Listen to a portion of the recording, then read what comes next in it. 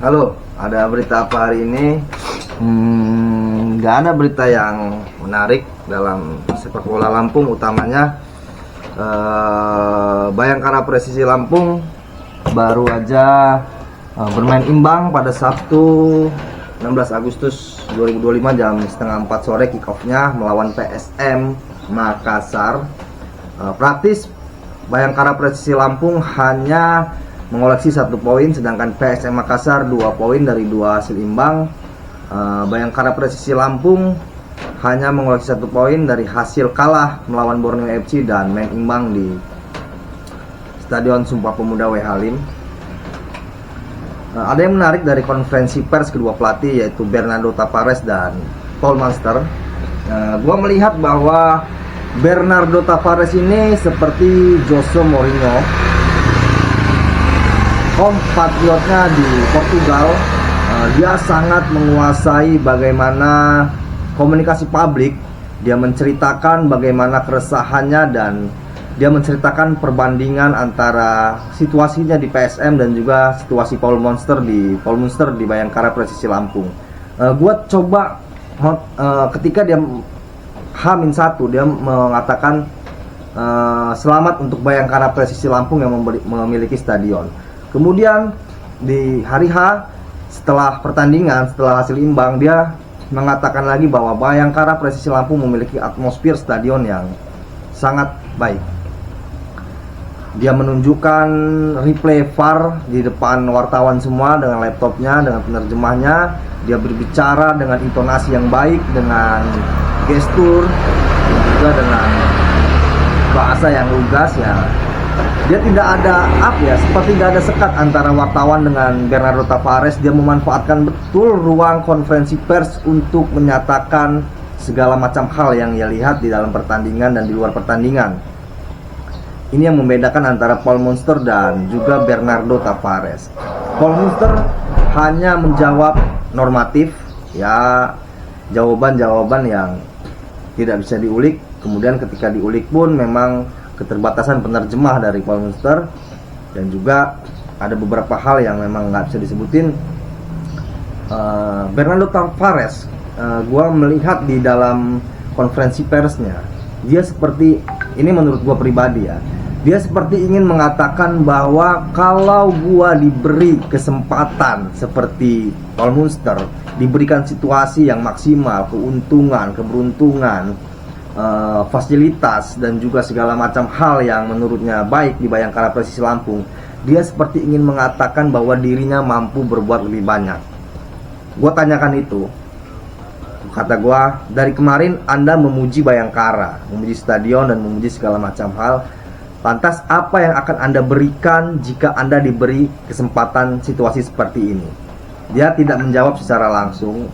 Jawabannya tidak mengarah untuk menempati kursi pelatih di Bayangkara Presisi Lampung. Ya benar, dia tulus mengatakan bahwa jika dia tidak mengatakan secara langsung bahwa akan membawa PSM Makassar juara, tapi dia bercerita bahwa di tahun 2023 di saat PSM Makassar juara BRI Liga 1, itu penonton full datang ke stadion, meskipun pada akhir musim PSM Makassar harus bermain kandang usiran, bermain di Stadion Batakan Kalimantan, Balikpapan, bermain di Jogja dan Bantul, kalau nggak salah di Bantul.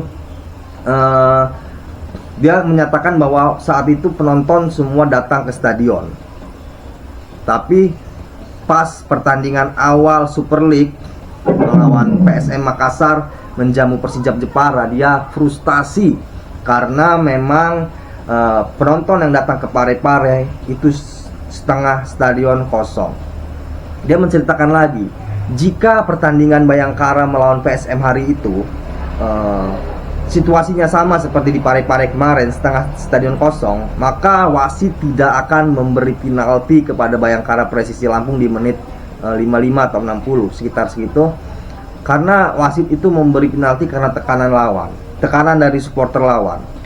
Ya, dia menceritakan itu, bagaimana situasinya, bagaimana kemudian di H-1 dia juga menceritakan bahwa PSM Makassar kesulitan finansial. Ada 2 pemain asing incarannya itu diambil oleh Bayangkara Presisi Lampung karena memang kata dia dua pemain asing itu mengetahui bahwa Bayangkara Presisi Lampung tidak memiliki krisis finansial dan tidak disanksi FIFA, sehingga PSM Makassar kita tahu bersama 2-3 musim tidak bisa melakukan transfer, dan PSM Makassar krisis finansial, dan pokoknya dia membandingkan situasi kelebihan dari Bayangkara Presisi Lampung dan juga kekurangan dari PSM Makassar. Ya, dari pengamatan gue coba mengejar apakah dia mengincar kursi Bayangkara, namun jawabannya ya jawaban yang sangat baik, yang lugas. Dia menceritakan segala macam hal, tapi memang dia dengan tulus. Dari penglihatan gue, dari pengamatan gue, dia tidak ingin mengincar kursi Bayangkara, tapi dia ingin berbicara kepada manajemen PSM Makassar bahwa dia bisa juara di tahun 2023 karena memiliki ruang keberuntungan, fasilitas seperti Bayangkara Presisi Lampung, dan juga dia bisa juara di tahun 2023 ya benar, karena memang PSM Makassar memiliki supporter yang kuat, yang bisa menekan lawan, atmosfernya di stadion. Dan dia juga tidak ragu-ragu, dia berharap bahwa supporter PSM Makassar itu bisa datang ke stadion, memenuhi stadion untuk menekan lawan. Sebab katanya PSM Makassar ini tim yang besar, tim syarat sejarah di kasta tertinggi Liga Indonesia. Namun dia frustasi dan seperti merasa miris ketika melihat setengah stadion kosong di Parepare, sehingga dia harus mengutarakan itu kepada publik. Rasa frustasinya dan rasa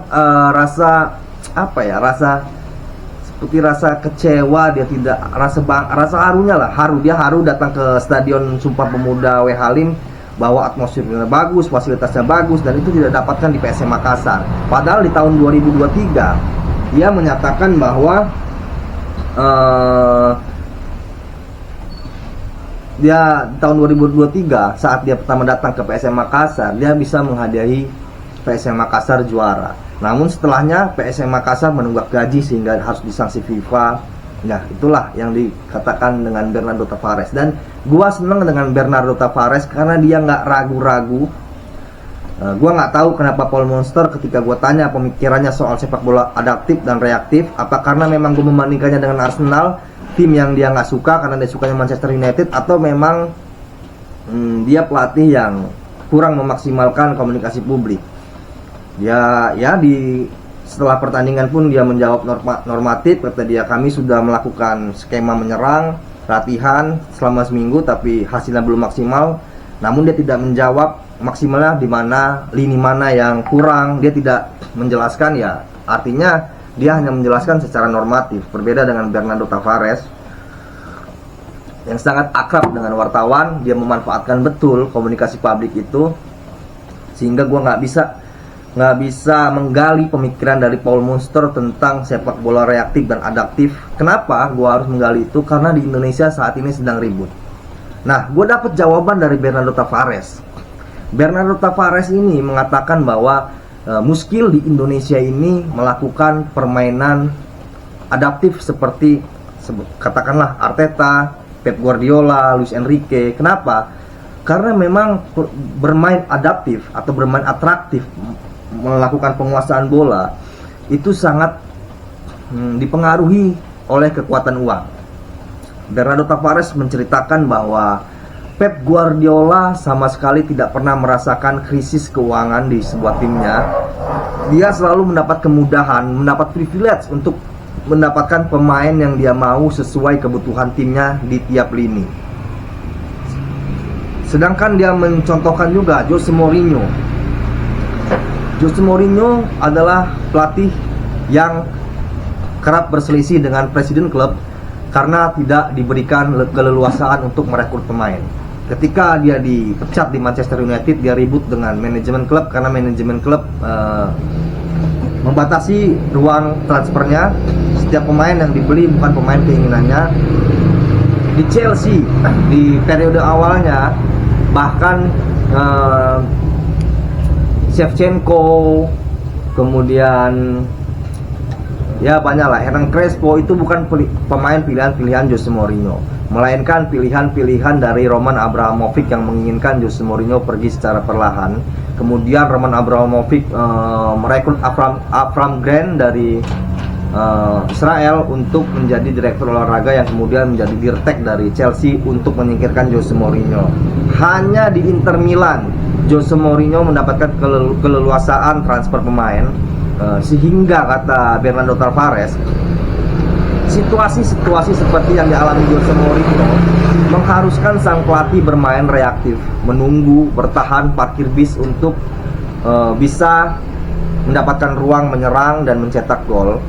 Ya masuk akal menurut gua, meskipun sama-sama dari Portugal, entah mungkin dia membela Jose Mourinho karena kompatriotnya, tapi juga masuk akal menurut gua kenapa pelatih bermain reaktif dan adaptif. Dan itu juga terlihat ketika Sintayong membesut timnas Indonesia. Kita tahu bersama bagaimana Sintayong sangat menguasai pertandingan ketika melawan tim yang memang seimbang. Tapi kemudian Sintayong akan melakukan parkir bus ketika melawan tim-tim yang lebih kuat macam Australia, Jepang. Kemudian juga Alex Pastoor mengatakan bahwa ya nggak mungkin bermain atraktif dengan kondisi pemain yang ada di level timnas saat ini.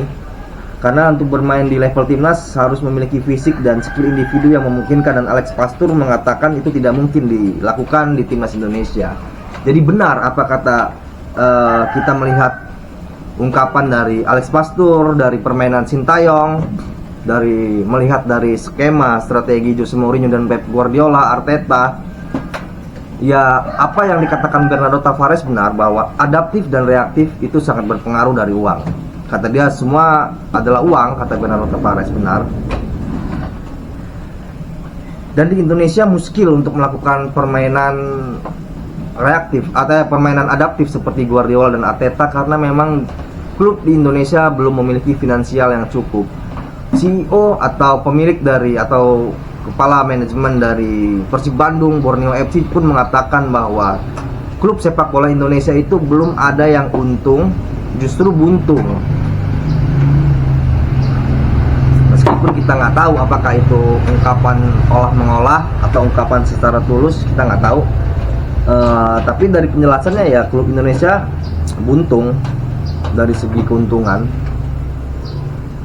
sehingga menyulitkan klub Indonesia itu untuk stabil dalam gaji pemain.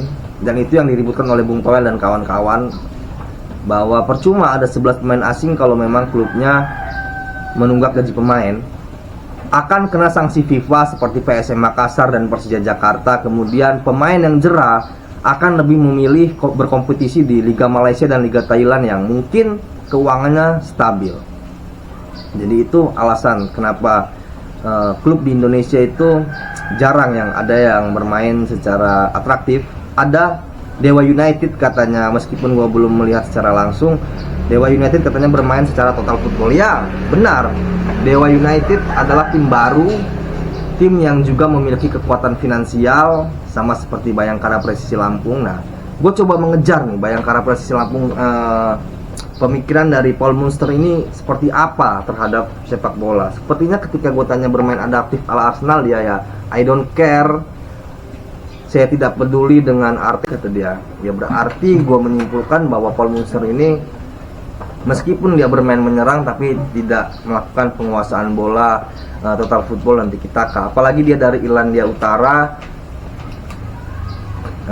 mungkin secara filosofi bermain dia lebih mengarah kepada Alex Ferguson. Dan gue lihat di pertandingan awal di Stadion Sumpah Pemuda bahwa Paul Munster memang sangat memaksimalkan serangan dari lini sayap, sama seperti Manchester United di era Ferguson. Bermain umpan-umpan crossing, saat itu kita tahu sendiri United mengandalkan Giggs, Ronaldo, Valencia dan Nani untuk bermain di lini sayap. Strikernya pun sama, dia mengandalkan striker bertubuh besar, Spasojevic. Di MU ada Van Nistelrooy, ada Berbatov. Ya hampir sama dengan yang dilakukan oleh Alex Ferguson. Jose Mourinho pun melakukan hal yang sama, tapi memang agak sulit membedah pemikiran dari dari Paul Munster terhadap gaya filosofi bermainnya, karena memang secara penjelasan dia masih normatif, dan secara keluasaan wartawan menanyakan terhadapnya juga memang dia tidak memiliki penerjemah yang handal. Maksudnya tidak punya penerjemah tetap seperti ketika Bernardo Tavares, dia selalu membawa penerjemahnya. Kalau Paul Munster itu penerjemahnya dari panitia penyelenggara, entah dia memang penerjemah asli atau bukan, gua nggak tahu. Cuman gua rasa Paul Munster juga atau Bayangkara Presisi Lampung juga harus punya penerjemah yang tetap, penerjemah yang memang dikhususkan untuk berbicara kepada publik, sehingga jurnalis bisa menggali dari pemikiran Paul Munster. Kenapa harus digali? Ya, warga Lampung sebagai orang yang datang ke stadion membeli tiket mahal 50, 100 sampai 200 ribu, kemudian warga Lampung yang rela berlangganan video atau Indosiar untuk menonton Bayangkara Presisi Lampung juga harus tahu gaya kepelatihan dari Paul Munster. Karena seperti kata Bung Toel, pelatih itu sementara, tapi klub selamanya. Maupun dia terdegradasi, ya klub tetap ada. Paul Munster 5 pertandingan tanpa kemenangan, bisa jadi dia ditendang dari Bayangkara Presisi Lampung. Jadi ya kita harus, pecinta sepak bola itu harus sadar, lu tuh bayar, datang ke stadion lu bayar, bahkan nonton di video lu bayar. Ya harus profesional, sebagai penonton pun harus profesional. Lu harus menuntut pelatih itu bermain. Itulah sepak bola modern. Kecuali kita tarkam, datang ke lapangan kita nggak bayar, ya oke aja. Ini kita bayar datang ke stadion, kita bayar nonton di video. Wajar jika masyarakat atau pecinta sepak bola menginginkan sesuatu hal yang lebih dari pertandingan sepak bola. Baik itu pemikiran dari pelatih, pemikiran dari pemain, bahkan hal-hal menarik seperti komedi di pinggir lapangan, apapun itu kan menjadi bagian dalam entertain dunia sepak bola.